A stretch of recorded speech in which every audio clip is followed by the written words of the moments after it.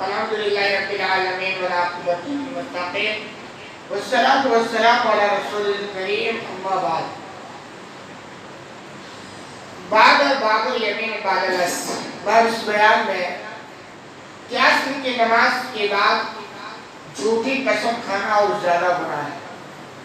دیکھیں، کوئی بھی گناہ کو گناہ ہوتا ہے، لیکن وقت اور جگہ کے اعتبار سے کبھی کبھی اس گناہ میں مزید اضافہ ہو جاتا ہے۔ تو جھوٹ بولنا ویسا گناہ ہے، پھر جھوٹی قسم کھانا اور گناہ ہے۔ پھر کہہ رہے اس جھوٹی قسم کو اگر کوئی اثر کے بعد کھاتا ہے یہ گناہ اور بڑھ جاتا ہے۔ جیسے شراب پینا بہت بڑا گناہ ہے، کوئی مسجد میں آ کر شراب پی تو اور گناہ بڑھ جاتا ہے نا۔ تو ایسے جھوٹی قسم کھانا ایک گناہ تو ہی ہے، لیکن کوئی اس گناہ کو اثر کے بعد کرتا ہے نا تو گناہ میں اضافہ ہو جاتا ہے، جیسا کہ حدیث نمبر 2672 کے اندر ہے۔ عن ابی ہریرہ رضی اللہ عنہ قال، ابو ہریرہ رضی اللہ عنہ سے روایت کو بیان کرتے ہیں، قال صلی اللہ علیہ وسلم، کہ آپ صلی اللہ علیہ وسلم کا ارشاد، ثلاثۃ لا یکلمهم اللہ ولا ينظر الیہم ولا یزکیہم ولہم عذاب الیم، کہ تین قسم کے وہ لوگ ہیں جن سے اللہ بات نہیں کرے گا، نہ ان کی طرف دیکھے گا اور نہ ان کا تزکیہ نفس کرے گا، ان کے لیے دردناک عذاب ہے۔ یہ تین لوگ ہیں اور ان کی یہ سزا پہلے ہی آپ نے بیان کر دی۔ دیکھیں خوب اچھی طرح سمجھ لیں کہ ایک آدمی جب کوئی چیز بناتا ہے نا تو یہ نیچر ہے کہ اپنے بنائے ہوئے چیز سے فطری اسے محبت ہوتی ہے، اپنی تخلیق شدہ چیز سے اسے بڑی محبت ہوتی ہے۔ ایک بچہ مٹی کا گھر بنایا، اب توڑ کے دکھاؤ پھر دیکھو اس کا پارا کیسے چلتا ہے، کیونکہ اس کے پیچھے اس کی کارکردگی ہوتی ہے۔ تو ایسے اللہ نے ہم مخلوق کو پیدا کیا نا، انسانوں کو خاص طور پہ، تو ہم سے اللہ کو بڑی محبت ہے۔ جیسے ایک باپ کو اپنے اولاد سے کتنی محبت ہوتی ہے، اس سے کئی زیادہ اللہ کو اپنے بندوں سے محبت ہے۔ لیکن جب بیٹے نالائکی کے حدوں کو پار کر جاتے ہیں نا تو باپ کو اپنے اولاد سے جتنی محبت ہوتی ہے اس سے زیادہ نفرت بھی پیدا ہو جاتی ہے۔ پھر یہ کو دن آتا کہ باپ اپنے اولاد کو دیکھنا بھی گوارا نہیں کرتا۔ کچھ ایسا ہی معاملہ ہے کہ اللہ کو اپنے بندوں سے محبت ہے، لیکن بندے جب یہ نالائکی کی حدوں کو پار کر جاتے ہیں نا تو پھر اللہ اس سے اتنی نفرت کرتا ہے کہ انہیں دیکھنا بھی گوارا نہیں کرے گا۔ جیسا کہ حدیث کے اندر آیا کہ قیامت کے دن جب یہ اللہ کے سامنے آئیں گے تو اللہ انہیں دیکھنا بھی نہیں چاہے گا اور اس سے بات بھی نہیں کرے گا، اور تزکیہ نفس یعنی جب تک نفس کی پاکی نہ ہو جائے جنت میں جا نہیں سکتا، یہ چیز بھی ان کے نہیں ہوگی، اور دردناک عذاب ہے۔ وہ تین کون ہیں؟ نمبر 1، رجل علی فضل ماء بطریق یمنع منہ ابن السبیل، کہ کوئی ایسا آدمی جو سفر میں ضرورت سے زیادہ پانی لے کر چل رہا ہو، مسافر ہے، اس کے بعد پینے کا پانی ہے لیکن اس کی ضرورت سے زیادہ ہے، اور کوئی دوسرا مسافر اس سے اس پانی کا سوال کر دے اور یہ بندہ بنائے، تو یہ وہ بندہ ہے کہ اللہ رب العالمین قیامت دن نہ اس سے بات کرے گا، نہ اس کو دیکھے گا اور نہ اس کا تزکیہ نفس کرے گا۔ کیوں؟ پانی یہ اللہ کی بڑی نعمت ہے، اس کے پاس ضرورت سے زیادہ بھی ہے۔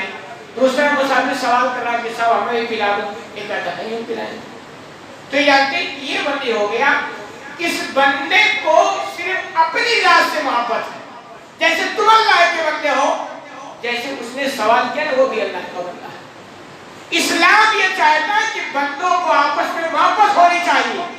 تم تو نفس پرستی کے شکار ہو اور اپنے علاوہ کسی سے تمہیں محبت نہیں ہے، تو اللہ کی نگاہ پہ بڑا ناپسندیدہ ہوتا ہے۔ اور خوب اچھی طرح سمجھ لیں، جو کچھ ہمارے پاس ہے نا وہ اللہ کی دی ہوئی نعمت ہے۔ انسان کو چاہیے کہ اللہ جب نعمتیں دے تو اس کے اثرات دوسروں تک پہنچے۔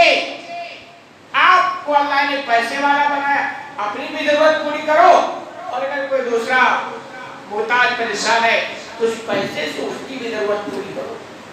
اللہ نے آپ کو ہاتھ پیر اتنی بڑی بڑی نعمتیں دی نا، تو اپنے اپنی خدمت تو ان سے لو، لیکن اگر ضرورت پڑ جائے تو دوسرے مخلوق کی بھی ان سے خدمت کر دو۔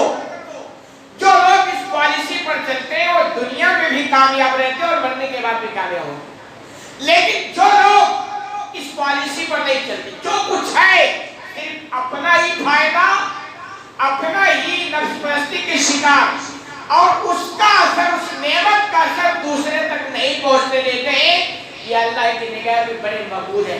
ان کی زندگی ایک جانور کی زندگی ہے۔ پھر عیسیٰ بنانے کا فائدہ کیا ہوا؟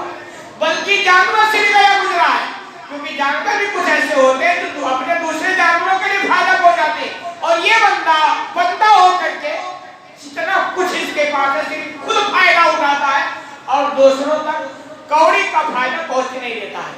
یہ اللہ کی نگاہ میں بڑا نالائق بندہ ہوتا ہے، اور اس کی مثال ہے کہ پانی ضرورت سے زیادہ ہے پھر بھی دوسرے مسافر کو لینے کو تیار نہیں ہے، یہ معمولی نالائق کی بہت نالائق کی ہے۔ دوسرا آدمی رجل بایا رجل لا یبایو الا للدنیا فإن آتاه ما يريد فعله وإلا لم يفعل له۔ دوسرا وہ آدمی جس نے کسی آدمی سے بیعت کی، یعنی جو خلیفہ ہوتے ہیں نا مسلمانوں کا سسٹم، مضبوط سسٹم ہے، آپ نے یہ پہلے رہا کرتا تھا کہ خلیفہ ہو، امیر ہو، اور پورے مسلمان اس کے ہاتھ پر بیعت کریں اور اس کی اطاعت کریں اور اس کے ماتحت چلیں۔ جب تک آپ کو کسی گناہ کا حکم نہ دے، وہ امیر، وہ خلیفہ، آپ نافرمانی نہیں کر سکتے۔ اتنا مضبوط سسٹم ہے۔ تو کہہ رہے کسی نے کسی خلیفہ سے بیعت کی، تو بیعت کیوں کی؟ دنیا حاصل کرنے کے لیے۔ اگر دنیا ملا کہ اس کا وفادار رہا، نہیں ملا تو بے وفائی پر اتر آیا، یہ نالائق بندہ ہوتا ہے کہ بیعت بھی کیا ہے تو دنیا حاصل کرنے کے لیے، مل گئی تو خلیفہ اور امیر بڑا اچھا ہے، اور نئی دنیا ملی تو بڑا نالائق ہے۔ تو اللہ کے رسول فرماتے یہ بھی بڑا نالائق ہے، یہ وہ بندہ ہے کہ اللہ قیامت دن نہ بات کرے گا، نہ اس کی طرف دیکھے گا، نہ تزکیہ نفس کرے گا۔ تیسرا ورجل ساوم رجلا بصلۃ بعد العصر، وہ آدمی جو عصر کی نماز کے بعد اپنے کسی سامان کا بھاؤ کرے، مول بھاؤ، خرید و فروخت کا معاملہ کرے، عصر کی نماز کے بعد کسی سامان کا مول بھاؤ ہوتا ہے نا، کرے، فعلم باللہ، پھر وہ اللہ کی قسم کھائے، لقد اوتی بہا کذا و کذا، وہ قسم کھائے کہ یہ آپ جو ریٹ دے رہے ہو نا، اللہ کی قسم اتنا ریٹ مجھ کو پہلے ہی مل رہا تھا، فاخذہ، پھر وہ سامنے والا اس کا مال خرید لے۔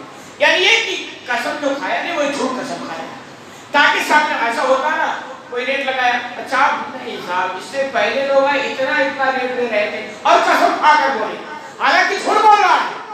اب سامنے والا کہ اچھا تو اس سے زیادہ ریٹ تو اس کو مل چکا اور نہیں دیا ہے تو آپ کو کیسے دے گا؟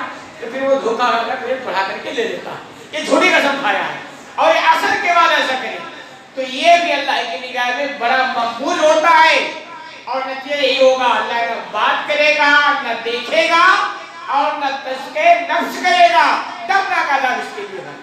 تو یہ بڑی بڑی باتیں، موٹی موٹی باتیں جو اگر ہم سنتے اور سمجھتے ہیں تو کمیاں ہیں تو اپنی زندگی سے نکالنی چاہیے، اور خوب اچھی طرح سمجھ لیجیے کہ دنیا ہی ہمارے لیے نہیں ہے، مرنے کے بعد ایک اور زندگی ہے جو اصل زندگی ہے۔ اللہ رب العالمین سے دعا ہے کہ العالمین تو کہنے سے زیادہ کرنے کی توفیق عطا فرمائے۔